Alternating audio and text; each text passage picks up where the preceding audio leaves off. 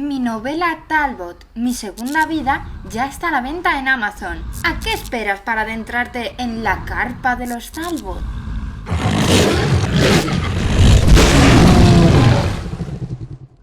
Buenos días, en este vídeo vamos a hablar sobre los diálogos en nuestras historias.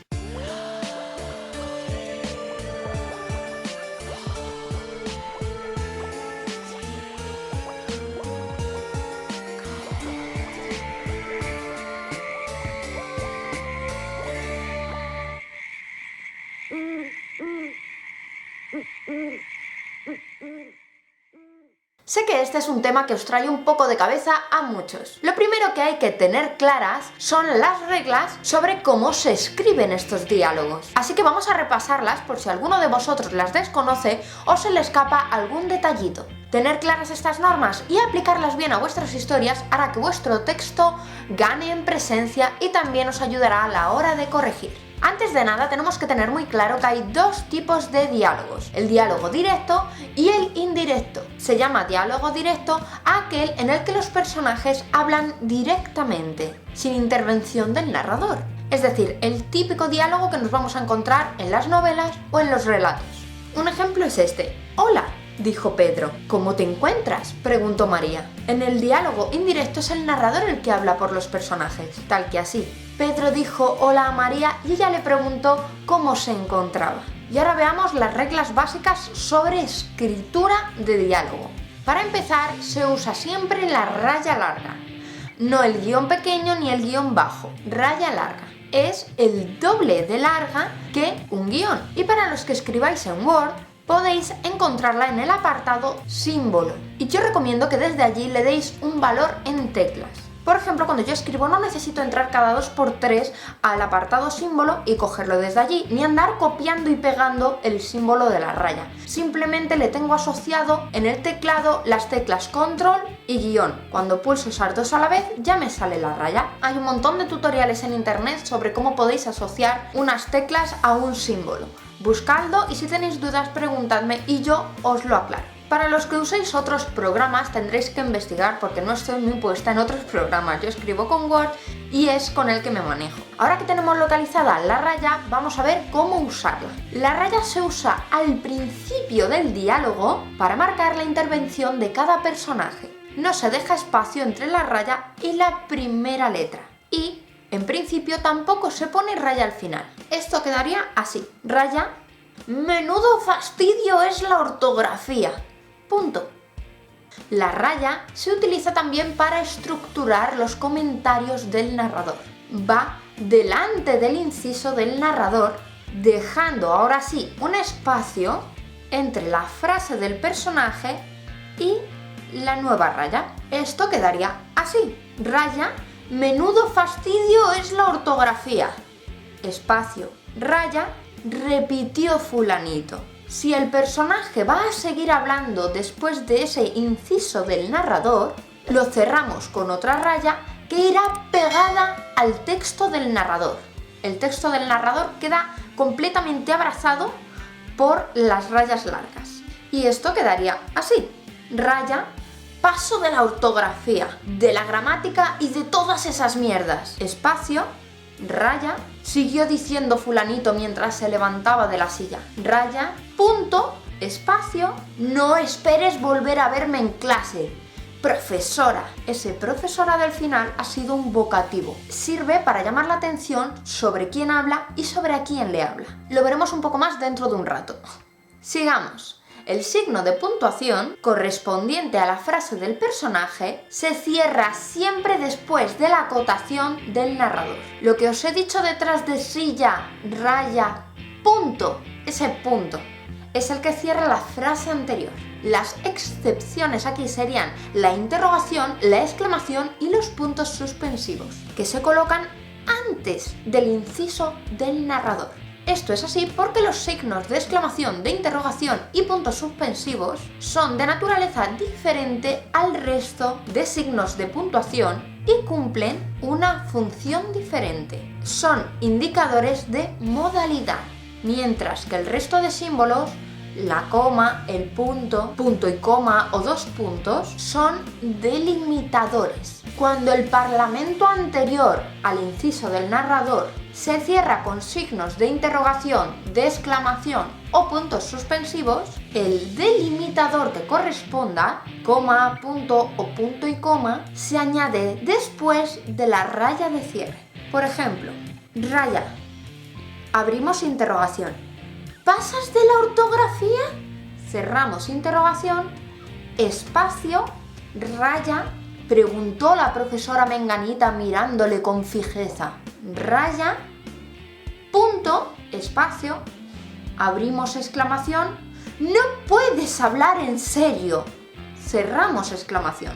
Otra cosa a tener en cuenta es que el inciso del narrador empieza siempre en minúscula, a menos que se trate a una frase ajena al diálogo. Cuando el inciso no comienza con un verbo del habla, los llamados verbos dicendi, dijo, exclamó, preguntó, el parlamento anterior se cierra con punto y el inciso empieza en mayúscula. Si el inciso del narrador termina en 2 puntos, estos se escriben tras la raya de cierre. Por ejemplo, raya, aunque, claro, puntos suspensivos, espacio. Supongo que no podría esperar menos de alguien que no ha cogido una novela en su vida y aún así espera ser escritor. Punto, espacio, raya. Y empezamos en mayúscula. La profesora miró lo que fulanito había escrito en el papel con letra abigarrada. Punto, espacio. Se levantó y añadió raya, 2 puntos, espacio. Por cierto, inútil se escribe con acento. Otra cosa muy obvia, pero que hay gente que se le olvida, es que después de la intervención de cada personaje, después de que hable cada personaje, siempre se usa un punto y aparte para dar claridad al texto. De ahí que veamos todos los diálogos en línea según vayan terminando. Punto y aparte. Raya. Para lo que me va a servir... puntos suspensivos. Aparte. Raya. Puede que algún día necesites ponerlo en tu currículum. Punto y aparte. Raya. Abrimos exclamación. ¡Que te den! Cerramos exclamación. Me piro de aquí. SM en mayúscula. Espacio, raya, dijo fulanito mientras caminaba hacia las perchas del fondo. En otros idiomas, como en el inglés, se usan comillas para escribir diálogos. Aquí en España, no sé si en los países de Latinoamérica es así, creo que también es así, pero no estoy segura, así que comprobando los que seáis de allí, aquí lo que usamos son las comillas angulares o comillas latinas. Las comillas inglesas, que son las más conocidas, son las que se cierran y se abren desde arriba, así, y las comillas latinas son esos triangulitos dobles que abren y cierran. Nosotros usamos estos y los usamos cuando un personaje piensa algo pero no lo dice. Cuando lo piensa, después de pensarlo, se debe separar con una coma el pensamiento encerrado en las comillas del verbo que le sigue. Por ejemplo, abrimos comillas latinas, menudo cretino. Cerramos comillas latinas, coma. Pensó Menganita mientras lo veía coger su chaqueta. Estas comillas angulares o latinas también se utilizan cuando un personaje dice algo que ha dicho otro personaje imitándole. Por ejemplo, raya, si abandonas hoy, mañana te arrepentirás.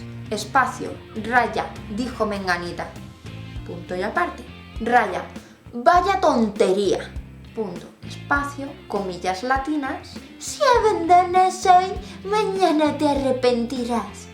Cierre de comillas latinas. Espacio, raya, dijo fulanito, imitando el tono de voz de la profesora. Raya, punto, espacio, vete al carajo. Punto y aparte. También se usan este tipo de comillas para la continuación cuando la intervención de un personaje es muy larga y se extiende durante varios párrafos. Una autora que usa muchísimo estas comillas es Anne Rice, por ejemplo, en Entrevista con el vampiro. Pero podéis encontrarlas en muchísimas novelas. Con ese símbolo sabemos que es el mismo charlatán el que nos lleva hablando todos esos párrafos. Y estas comillas no se usan igual. Se usa solo la parte de cierre al inicio del párrafo. Por ejemplo, raya, este trabajo no está bien pagado. Me paso el día explicando cosas que a nadie le interesan. espacio, raya. Dijo la profesora en voz alta. Raya, punto, espacio. No pueden siquiera imaginar lo frustrante que llega a ser. Ya estoy harta de tantas monsergas. Aquí podemos meter unas cuantas líneas más de bla bla bla bla de la profesora quejándose. Y en el siguiente párrafo metemos el símbolo de cierre de las comillas latinas. El fin de semana voy a comprar un par de garrafas de gasolina. Puntos suspensivos, espacio. Y Troya va a arder de nuevo. Van a enterarse estos cretinos de quién es Menganita Valle Verde. Y estas son las normas básicas para escribir los diálogos, la forma correcta en la que se deben escribir. Hecho el repaso, ahora os voy a dar algunos tips, consejos o puntualizar algunas cosillas para sacarle el máximo partido a nuestros diálogos. Este primero lo he dicho en algunos otros vídeos y es darle voz propia a cada personaje. Cada persona tenemos un modo de hablar diferente y lo mismo debería ocurrir con tus personajes. Fíjate en cómo habla la gente en la calle en función de su edad, de su nivel de cultura, su profesión o sus gustos y aficiones. Toma nota de las cosas de las que hablan y las palabras que utilizan al hacerlo. Hay algunos autores que no utilizan cultismos en sus textos, sino que se limitan a escribir en un lenguaje que es más normal para ellos y para sus lectores. Tus personajes también deben elegir sus palabras en función de lo que les resulte más o menos cercano. También deben tener un tono único que los diferencie del resto de personajes y que al leerlo suene de un modo único en la mente del lector. Si no, el lector, por mucho empeño que ponga en que suenen distintos, en la mente de él sonarán como clones. Un grupo de maniquís sin vida que le impedirán ver la historia de fondo. En ocasiones puede ver algún personaje que tenga una coletilla o forma de expresarse más peculiar. Por ejemplo, mi personaje Papá Tremé en Talbot llama a James chico. Es algo que le hace distinguirse en el texto porque los demás personajes no llaman chico a James. Y esto también puede ser muy útil a la hora de escribir para omitir el dijo, porque esa frase o esa expresión nos permite distinguir perfectamente el personaje que está hablando. Eso sí, como todo, hay que usarlo con moderación. Y esto nos lleva a lo siguiente. Ojito con los dialectos. Hay muchos escritores que se han hecho famosos por incluir dialectos en sus novelas o directamente por escribir sus novelas en cierto dialecto. Y para momentos puntuales o personajes concretos esto no está mal, pero hay que tener mucho cuidado con esto. Si escribimos un diálogo muy largo, extenso, en dialecto, tenemos que tener claro que al lector le va a costar más leerlo, porque esa forma de hablar, ajena al lector, alza una incómoda barrera entre el texto y él, el lector, que le hace olvidarse de la historia y de lo que están diciendo para centrarse en ese dialecto, para entenderlo mejor. Por eso, si no quieres dejar de lado algún dialecto, porque por ejemplo sea muy necesario para caracterizar a un personaje, bastará con dejar caer palabras o frases no muy largas, muy de vez en cuando, para que el lector sepa ante quién se encuentra. Siguiente, pon el foco en lo que importa. Aunque siempre se habla de diálogos realistas, hay que tener claro que muchas de las conversaciones que mantenemos en la vida real siguen un patrón bastante concreto. Damos vueltas y más vueltas antes de empezar a tratar los temas que nos interesan. Por ejemplo, hola, por fin, ¿qué tal todo? Perdona el retraso, los alumnos no hacen preguntas durante la clase y tras terminar pasan al interrogatorio en solitario. Tranquila, he llegado hace nada. ¿Quieres tomar algo? Pues no sé, ¿tú qué te estás tomando? He pedido un refresco de cola para ir abriendo boca. Venga, pídeme otro entonces. Genial, toma la carta y mira qué vas a comer. Vale. ¿Alguna recomendación? Aquí hacen unas ensaladas muy buenas. ¡Perfecto! ¿Querías contarme algo sobre mi alumno fulanito, no? Cierto, casi se me olvidaba. He revisado los últimos exámenes que ha hecho y no me cuadran las notas. Esto no se debe hacer a menos que lo que quieras sea volver loco al lector. El lector no tiene tiempo para toda esa cháchara que tenemos en nuestras conversaciones reales. El diálogo debería acercarnos lo más rápido posible al tema en cuestión. En el ejemplo anterior, lo más importante está en las últimas 2 líneas de diálogo. Una forma más directa de presentarlo sería el narrador diciendo: la cita con Megara llevaba apuntada en la agenda desde hacía 3 días. A pesar de ello, Menganita llegó tarde al restaurante donde habían quedado. Esos muchachos pensó con una sonrisa en su rostro. No preguntan durante la clase y al final te acribillan a dudas. Megara esperaba sentada en la mesa del fondo tomando un refresco de cola. Hola, siento el retraso. No importa. Me tienes intrigada con lo de fulanito. ¿Qué ocurre?, preguntó Menganita sentándose y tomando la carta entre sus manos. He revisado los últimos exámenes que ha hecho y no me cuadran las notas. Todo queda más resumido, mejor condensado y es más rápido de leer para el lector. No les hagas perder el tiempo a los lectores y sobre todo no les des ninguna oportunidad de cerrar tu libro y abandonar la lectura. Siguiente, no uses el diálogo para dar información que ya conocen los personajes. Por ejemplo, ¿has sabido algo de fulanito últimamente? Ya sabes, ese chaval que se sentaba en la última fila y que aspiraba a ser escritor pero que no cogía un libro ni aunque le pagaran. ¡Uf, qué carácter se gastaba el muchacho! Cierto, ¿y cómo la ves que discutió con la profesora Menganita y se fue de clase? Nadie habla así en la vida real. Tampoco deberían hacerlo nuestros personajes. ¿Habéis visto la cantidad de información que sobraba por todas partes?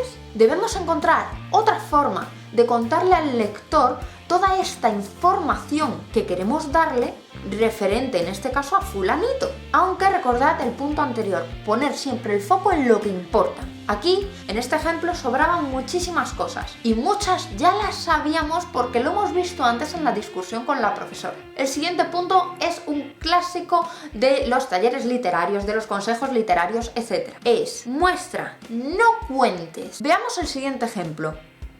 Siéntate, tenemos que hablar. ¿Hablar?, preguntó Menganita con desconfianza.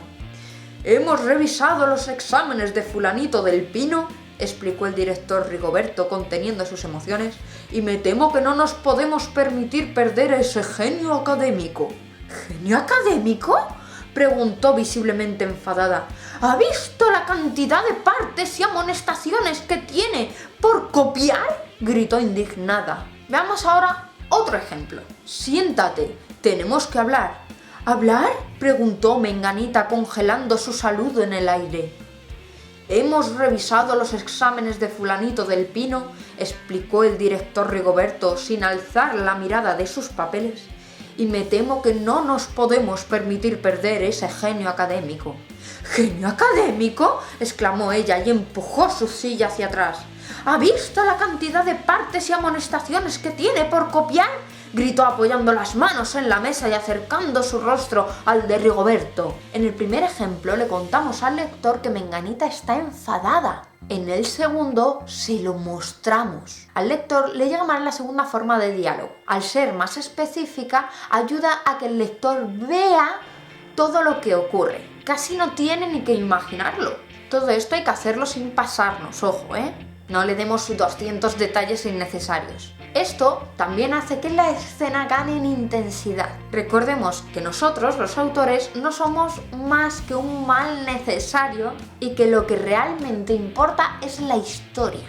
Así que escondámonos todo lo posible. El siguiente punto es la importancia del dijo. Los autores principales suelen tenerle bastante miedo o reparo a repetir el dijo. Para evitarlo lo sustituyen por cosas como exclamó, preguntó, espetó, barruntó, repitió y una larga lista de verbos dicendi y no dicendi. Eso está mal. El dijo es la palabra que tienen asociados nuestros cerebros a los diálogos. Cuando aparece un dijo en el texto, nuestro cerebro lo omite automáticamente. Es invisible para él, como si no lo leyera. Si cambiamos de etiqueta o verbo constantemente, el lector será más consciente de esas palabras que no forman parte del diálogo y que solo deberían de ser una ayuda para que nadie se pierda en la lectura. Estaremos alzando una nueva barrera entre el lector y los personajes y la historia, dificultando la lectura y ralentizándola. Por otra parte, las intervenciones de los personajes que aparecen en el diálogo deben etiquetarse lo justo y lo necesario para que el lector sepa quién está hablando en cada momento. Es obvio que va a haber más etiquetas, más dijo, en una conversación entre 5 personajes que en un vis a vis. Recordemos, la palabra del narrador en el interior de los diálogos sirve solo a título explicativo. No hay que crear un catálogo de sinónimos y palabras bien sonantes para evitar la repetición del dijo. Si el personaje está hablando, deja que se exprese con su propia voz, que no le entorpezca el narrador. El siguiente consejillo, puntualización, sería: lo bueno, si breve, 2 veces bueno. Si te fijas cómo habla la gente en la calle, te darás cuenta que nadie utiliza esos soliloquios que leemos en algunas novelas. Bueno, tal vez los use ese amigo o amiga chapas que todos tenemos, al que le encanta escucharse a sí mismo y marcarse monólogos de horas. Pero lo normal es que hablemos con frases cortas. Ni que decir tiene que con frases cortas agilizamos el ritmo y ayudamos al avance de la lectura. Como consejo o guía os diré que hay una regla no escrita que dice que debemos de escribir un máximo de 12 palabras entre signos de puntuación, no más. El siguiente punto es una velocidad para cada ocasión. Hay momentos durante el diálogo en los que sobra totalmente la intervención del narrador. El texto fluye y dar detalles puede significar romper el encanto del diálogo. Otras veces, sobre todo si el diálogo es muy largo, podemos pararnos un instante y añadir una pequeña descripción de lo que ocurre para situar a los personajes en la escena. Estas acciones de los personajes sirven también para introducir sus líneas de diálogo. Eso sí, hay que tener en cuenta que este recurso ralentiza el ritmo de la narración, aunque puede ser que en ocasiones nos venga mejor para la historia. Podemos dar un poco de velocidad a nuestro relato. Fulanito, ¿por fin te has dignado a venir? Ya ves, creí que no te vería más. Me llamó el director para pedirme que viniera. Pues enhorabuena. ¿Por qué? Porque parece que al final podrás ser escritor. Tienes clase de refuerzo por las tardes. ¿Contigo? Conmigo. O podemos ralentizarlo cuanto queramos. Fulanito, ¿por fin te has dignado a venir?, preguntó Menganita cruzando los brazos y plantándose en el camino de su alumno. Ya ves. Fulanito clavó la mirada en el suelo y dio una patada a una pelusa invisible. El silencio era denso, pesado, tan incómodo que casi se había vuelto insoportable cuando Menganita se atrevió a romperlo de nuevo. Creí que no te vería más. Habían pasado más de 3 meses desde la baja escolar de Fulanito, tiempo durante el cual el director del centro había planificado la reinserción escolar del muchacho. Me llamó el director para que viniera, dijo Fulanito con altivez. Pues enhorabuena. La respuesta de Menganita la había cogido por sorpresa. ¿Por qué? Porque parece que al final podrás ser escritor. Le tendió un papel con su nuevo horario escolar. Tienes clase de refuerzo por las tardes. Fulanito hojeó el papel y un retortijón se le agarró a las entrañas. ¿Contigo?, preguntó abatido. Conmigo. Menganita se dio la vuelta y echó a caminar por el pasillo con una sonrisa socarrona en el rostro.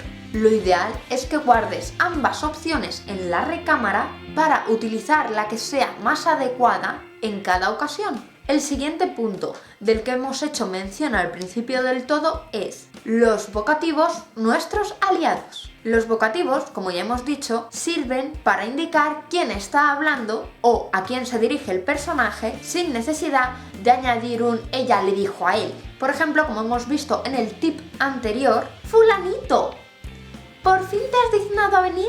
Ya ves, creí que no te vería más. Con esta llamada a la atención, Fulanito, no solo ubicamos al lector sobre quién habla, sino también a quién le está hablando. En este caso es la profesora Menganita la que le habla a Fulanito. También, como hemos dicho antes, se reduce la intervención del narrador a una sola ocasión gracias al vocativo, cuando antes era necesario incluirlo en varias líneas para entender la situación y saber quién está hablando en cada momento.